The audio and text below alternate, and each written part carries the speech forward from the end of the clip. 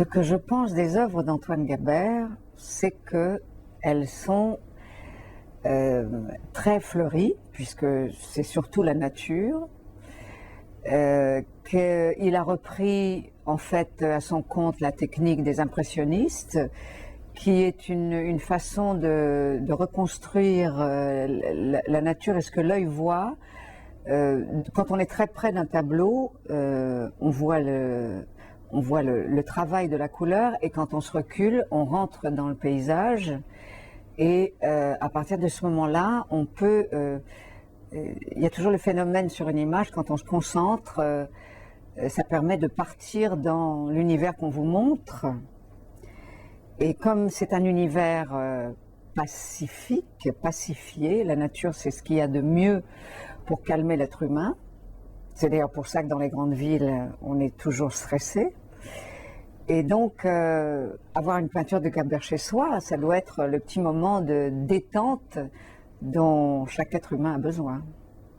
Ce que je trouve intéressant, c'est son parcours, par exemple, parce que être parti de la science, de la biologie, de la molécule, des recherches de médicaments, et pour devenir un artiste de l'image,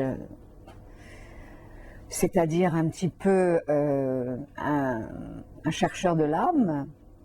Donc partir de la molécule pour arriver à l'âme, c'est-à-dire le tout, la globalité de l'humain, je trouve que c'est très intéressant.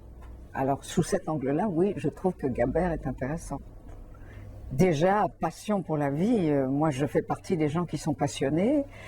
J'ai choisi un métier qu'on ne peut faire qu'avec passion, en tout cas pendant un certain temps, ce qui est mon cas.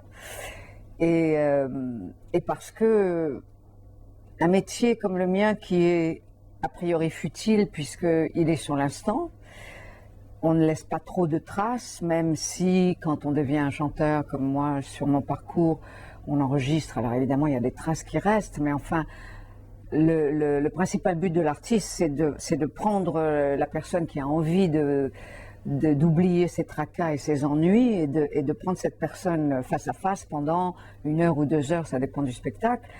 Et ensuite, ce qui reste, c'est dans la mémoire de la personne. Il n'y a pas de choses tangibles. Donc, l'artiste a toujours l'impression qu'au milieu de la société, il n'est pas utile. Et ce mot « utile » prend un sens à partir du moment où on vient nous demander de participer à un moyen d'aider les autres.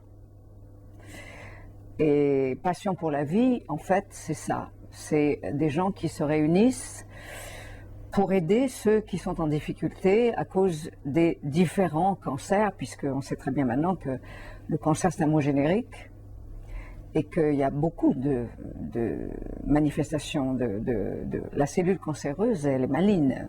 Elle peut s'attaquer à tout l'organisme, à des endroits auxquels on n'aurait pas attendu qu'il se passe quelque chose, et puis après, elle peut aussi envahir tout le corps, et là, mon Dieu, c'est la fin. Et pendant tout ce trajet de la maladie, les gens ont besoin qu'on les aide, ont besoin d'un support, qui soit amical, bien sûr, mais qui soit aussi souvent financier. La plupart du temps financier, ce sont des maladies lourdes. Elles ne sont pas toujours dans tous les pays soutenues comme il faudrait par les gouvernements ou par l'organisation de la santé. Et donc, Passion pour la vie s'applique à trouver, bien entendu, des subsides financiers pour, d'un côté, aider la recherche, et d'un autre côté, aider aussi les structures qui prennent les malades en charge, les malades et souvent aussi les familles pour qui c'est difficile. Nicole Croisille, grande dame de la chanson. Ah, ça y est. Danseuse, actrice, vous êtes une femme formidable. Et ouais, ça, c'est gentil. Vous êtes une inspiration pour beaucoup d'artistes. Mais en plus, vous êtes une femme avec un grand cœur et beaucoup d'amour. Et puis j'aimerais prendre cette occasion pour vous remercier d'avoir accepté d'être l'ambassadrice pour la francophonie à travers le monde, pour le programme Passion pour la vie de Gabert. Au nom de tous les patients qui ont le cancer et qui vont bénéficier de votre support, j'aimerais vous dire merci, tout leur nom. Voilà. C'est très gentil, Antoine, ça me fait très plaisir.